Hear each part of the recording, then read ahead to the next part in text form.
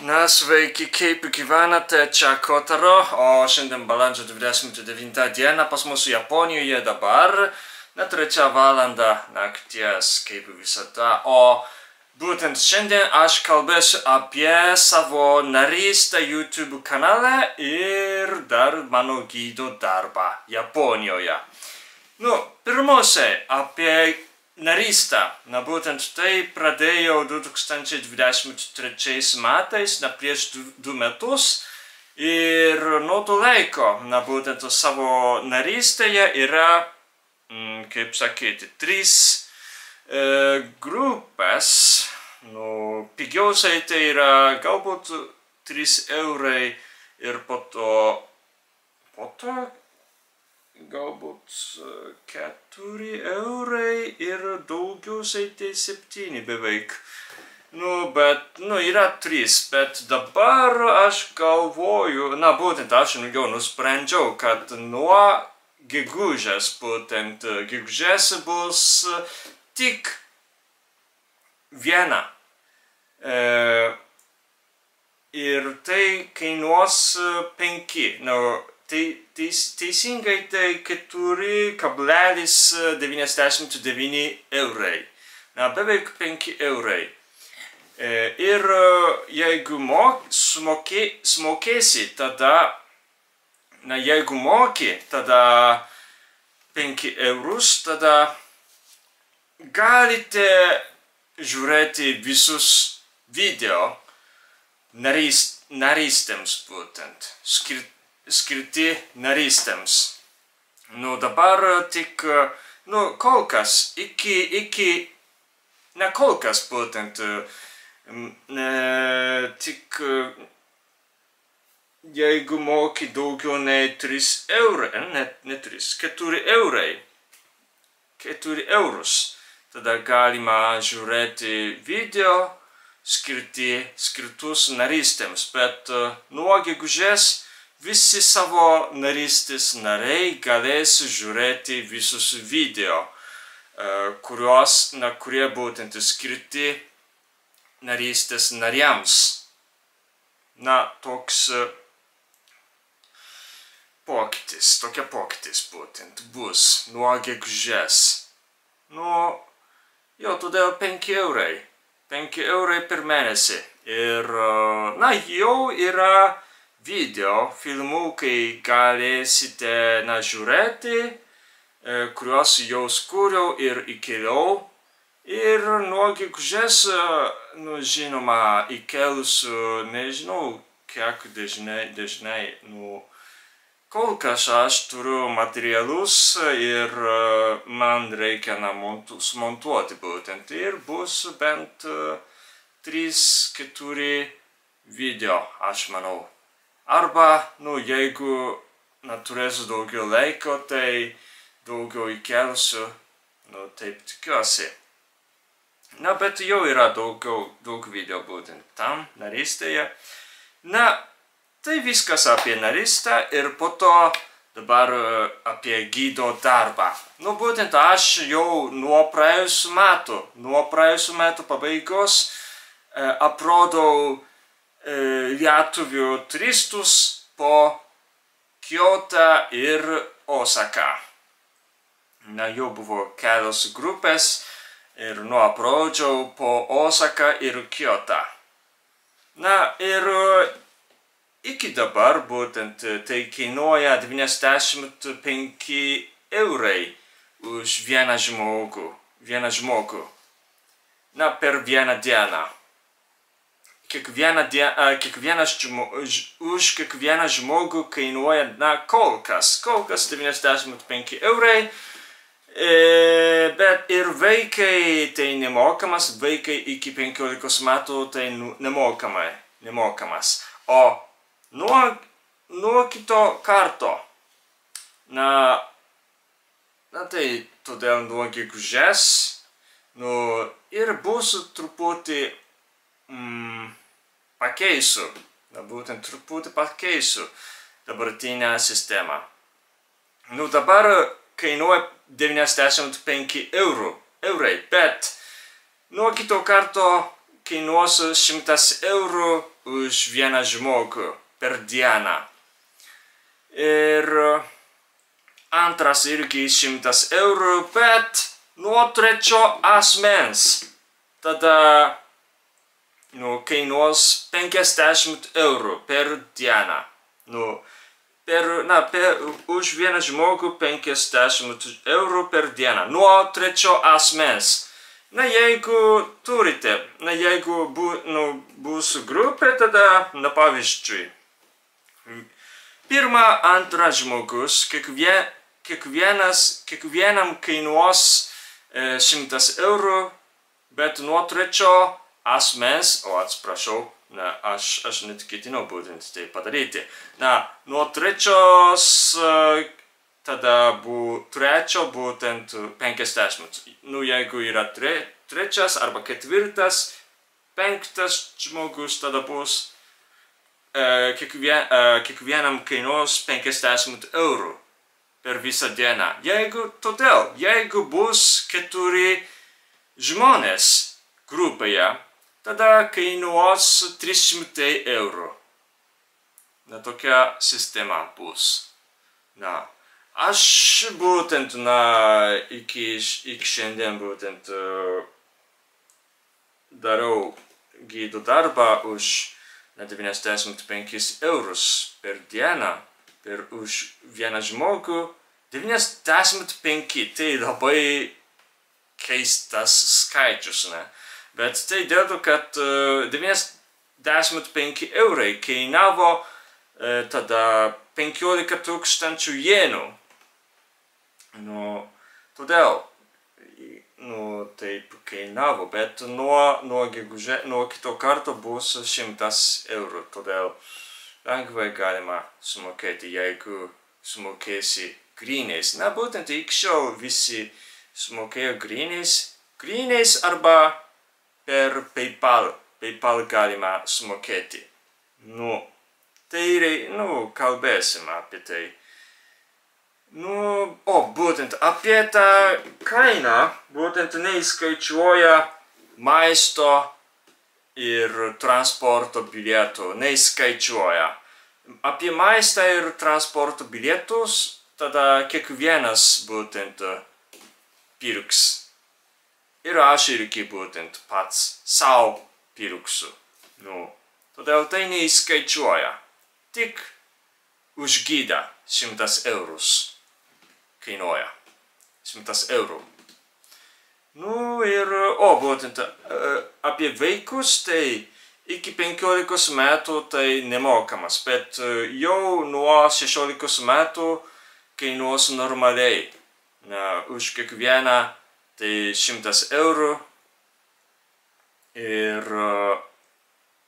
bet kol yra nepilnametis, tada aš negaliu aprodyti tik pilnamečiams,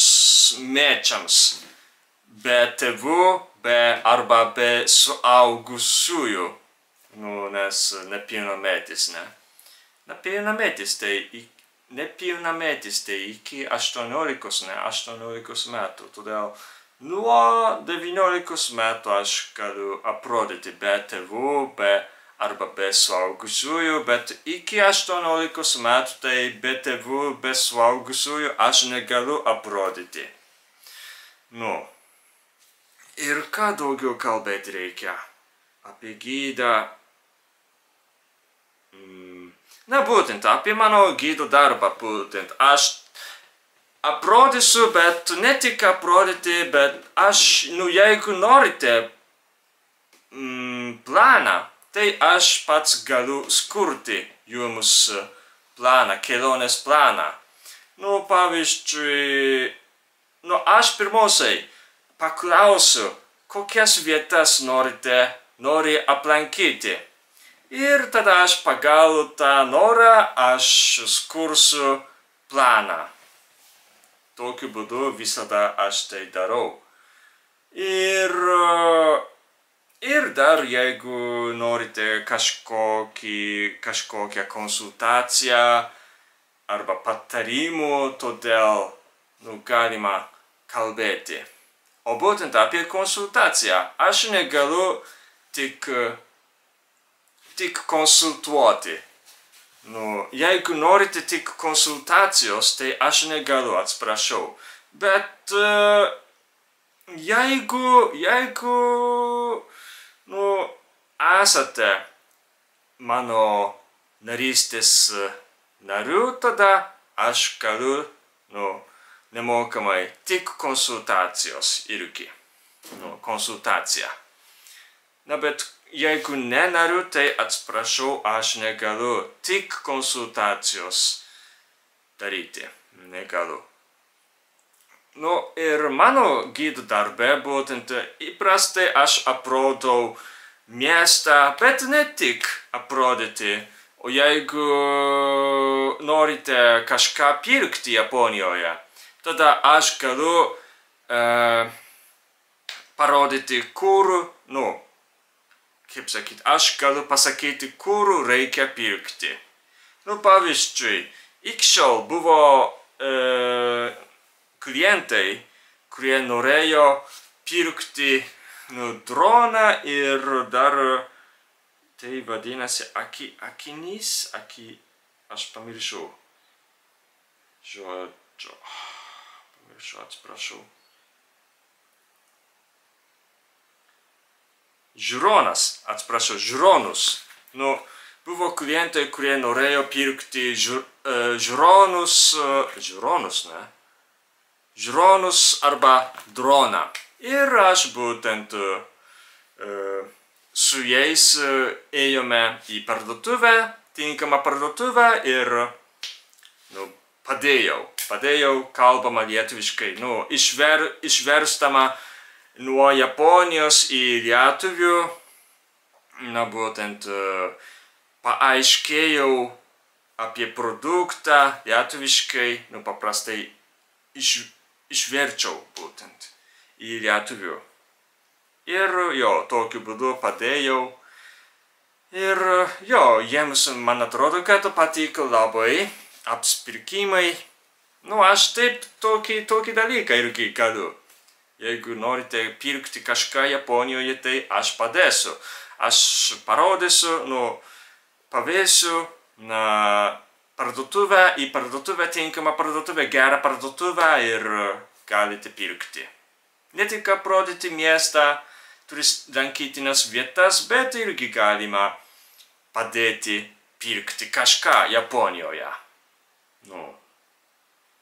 Nes aš šiek tiek žinau, kur reikia pirkti. Žinoma, nes aš čia gyvenu, jeigu norite drabužius, suvenyrus, droną, arba kitus įrankius, elektronikas, tai galiu parodyti, kur yra parduotuvės. Tai apie gidą tai galbūt viskas, ne galbūt.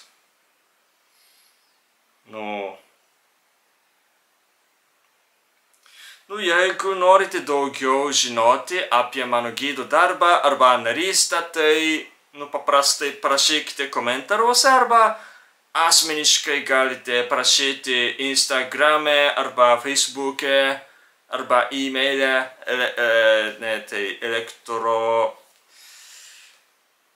kaip vadinosi lietuviškai, kažkoks paštas, bet neprisimenu, elektroninis paštas galbūt, galite parašyti asmeniškai. Ir paaiškinsiu daugiau apie narystę arba gidų darbą. Būtent apie gidų darbą aš apskritai aprodysiu po Kyotą, po Osaką arba aplinkui. Dar yra Šiga arba Nara. Ypač apie Šigos prefektūrą tai aš geriau žinau, nes dažnai būnu tam. Apie Narą irgi galima.